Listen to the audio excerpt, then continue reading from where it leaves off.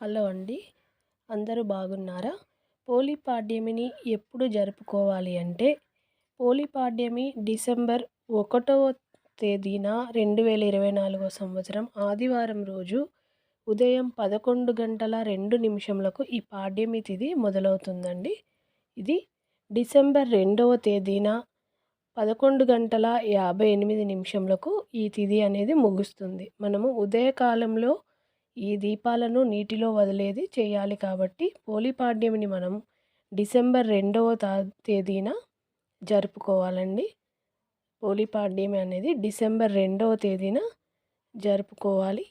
ఆ రోజు సోమవారం అవుతుందండి. Thank you for watching.